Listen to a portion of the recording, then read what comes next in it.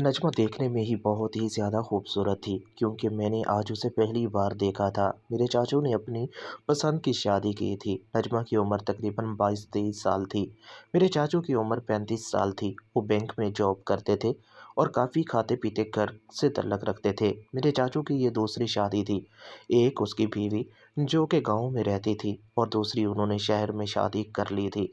मैं शहर में कॉलेज पढ़ने के लिए आया था। मैं हॉस्टल में रहना चाहता था, लेकिन चाचू को घर के सौदा सल्फ़ लाने के लिए लड़के की ज़रूरत थी, जिसकी वजह से उन्होंने मुझे अपने घर में ही रहने की इजाज़त दे दी। नज़्मा, जो देखने में ही बहुत ही ज़्यादा खूबसूरत थी, मैं जब भी उसे देखता बेकाबू सा हो जाता।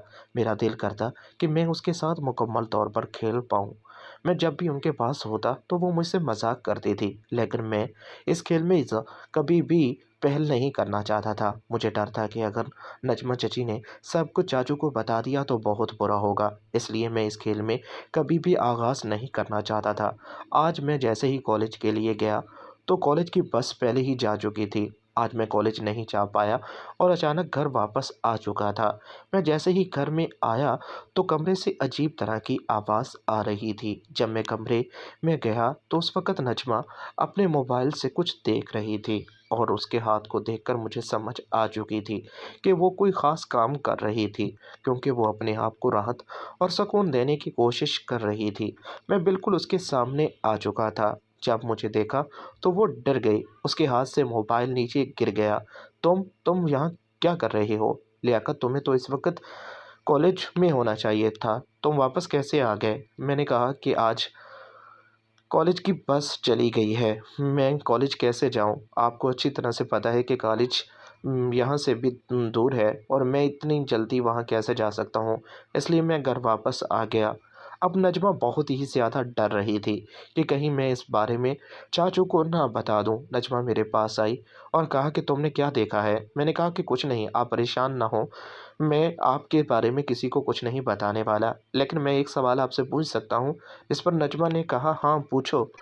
आप ये सब कुछ क्यों कर रही थी? जब आपके पास चाचू हैं, हर रात चाचू आपके पास होते हैं, लेकिन फिर भी आपको इन चीज़ों की ज़रूरत क्यों होती है? जिस पर नज़्मा ने मुझे बताया कि तुम्हारे चाचू अच्छी तरह से खेल ही नहीं पाते। मैंने कई बार उनसे खेलने की कोशिश की, वो पहले ही थक कर सो जाते हैं। मुझे तो समझ नहीं आती कि उन्होंने मुझसे शादी क्यों की। एक औरत को सिर्फ़ पैसा नहीं चाहिए होता। क्या मैं आपकी मदद कर सकता हूँ? जिस पर नज़्मा ने कहा कि क्या सच में तुम इस बारे में अपने चाचू को बताओगे तो नहीं?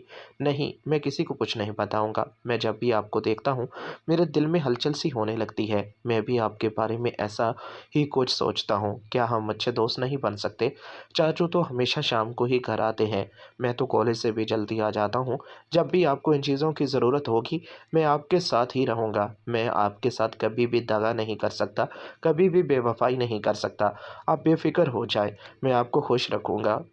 ठीक है। अब क्योंकि वो काफ़ी देर से कोशिश कर रही थी, अब उसका भी दिल खेलने के बिल्कुल काबिल हो चुका था, इसलिए वो बेकाबू सी होकर मुझे अपने पास बुला लिया और अपने तरीके से खेलने लगी।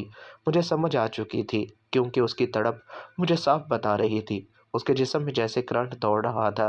मुझे अब पता चल चुका था कि चाचू ने अपनी दौलत के बलबूते पर नज़्मा से शादी तो कर ली थी, लेकिन अभी तक उसे खुश नहीं कर पाते थे, जिसकी वजह से नज़्मा को इन तमाम चीज़ों की ज़रूरत रहती थी। अब तो घर की इज़्ज़त घर में ही रहने वाली थी। मैंने थोड़ी देर के बाद अब उन्हें कहा कि ठीक है, जैसा तुम चाहो खेल सकती हो। मैं भी जवान था, खूबसूरत था, कभी भी मैंने ऐसा कोई खेल नहीं खेला था, इसलिए अब उन्होंने अपने तरीके से मुझे खेलना सिखा दिया था। थोड़ी देर के बाद वो नीचे बैठकर जैसे खेल रही थी, मुझे काफ़ी अच्छा लग रहा था। मैं बेड पर बैठा था। मैंने कहा कि आप बेफ़िक्र हो जाएँ, अभी कोई भी यहाँ नहीं आने वाला। आपको किसी से डरने की ज़रूरत नहीं। आपने जो गलती की है, मैं ऐसी गलती नहीं करना चाहता था, इसलिए मैंने पहले ही दरवाज़ा अंदर से बंद कर दिया था। ठीक किया, मैंने गलती की। मुझे नहीं लगता था कि तुम यहाँ इतनी जल्दी आ जाओगे। अब जैसे-जैसे वो खेल रही थी, मुझे भी अब काफ़ी अच्छा लग रहा था। उसके चेहरे से खेलते हुए मुझे और भी ज़्यादा सुकून मिल रहा था। मुझे समझ आ चुकी थी कि वो इस खेल को काफ़ी हद तक पसंद कर रही है। थोड़ी देर के बाद उन्होंने खुद ही मुझे एक अच्छी-सी पोज़ीशन बनाकर दे दी। मुझे कहने लगी कि तुम बस खेलना सीख जाओ। मैं नहीं चाहती कि तुम्हें किसी किस्म की कोई भी परेशानी हो। मैं मुस्कुराने लगा।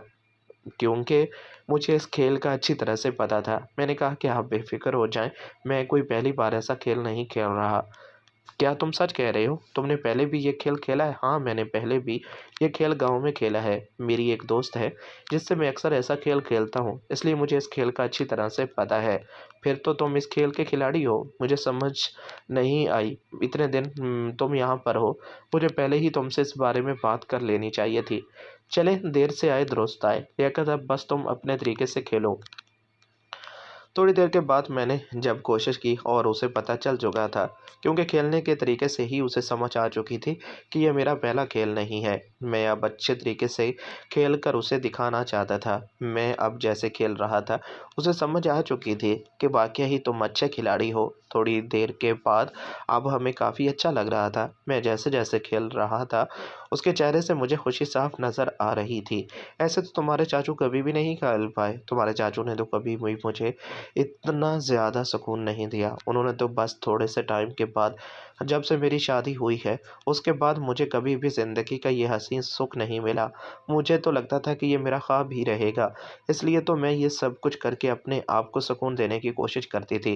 लेकिन लियाकत, तुमने अच्छा किया, मुझे सब कुछ बता दिया। तुम तो वाक़ई ही अच्छे खिलाड़ी हो। थोड़ी देर के बाद मैंने कहा कि तुम जैसे चाहो खेल सकते हो। मैं भी अब समझ चुका था कि अब वो मुकम्मल तौर पर खेलने के लिए तैयार है, तो मैंने उसे लड़कों वाली पोज़ीशन बनाने को कहा। मैं डर ज़रूर रहा था कि पता नहीं इस बारे में वो क्या कहेगी, लेकिन थोड़ी देर के बाद वो मेरी बात मान गई। मुझे नहीं पता था कि कभी भी वो मेरी बात मानेगी। उन्होंने कहा कि तुम परेशान ना हो, तुम जैसे चाहो खेल सकते हो। मुझे भी अच्छा लग रहा है कि तुमने मुझे ऐसा खेलने को कहा, क्योंकि तुम्हारे चाचू ने तो कभी भी ऐसा कुछ नहीं कहा। ठीक है, तुम खेलना चाहते हो तो खेल सकते हो। मैंने अब जैसे ही कोशिश की, क्योंकि इस बार वो काफ़ी परेशान भी थी। उन्हें भी लगता था कि ये काफ़ी मुश्किल होगा, लेकिन थोड़ी देर के बाद हम काफ़ी हद तक अपने मकसद में कामयाब हो चुके थे। मैं अब उसे काफ़ी अच्छे तरीके से हँसी वादियों में लेकर जा चुका था। अब हम अपनी मंज़िल को पा चुके थे। अब हम जैसे-जैसे खेल रहे थे, हमें काफ़ी खुशी मिल रही थी। थोड़ी देर बाद खेलने के बाद हम दोनों थक चुके थे और काफ़ी हद तक अपने खेल में अच्छी तरह से जान चुके थे। मुझे भी समझ आ चुकी थी कि ये खेल इतना आसान नहीं था, लेकिन अब नजमा और मैं बिल्कुल अच्छे दोस्त बन चुके थे। हम मुकम्मल तौर पर खेलना भी सीख चुके थे। इस तरह अब हमारी कहानी का आगाज़ हो चुका था। हम जब चाहें इस घर में खेल सकते थे। इस कहानी का दूसरा पार्ट बहुत जल्द इस चैनल पर अपलोड कर दिया जाएगा। चैनल को सब्सक्राइब कर लें।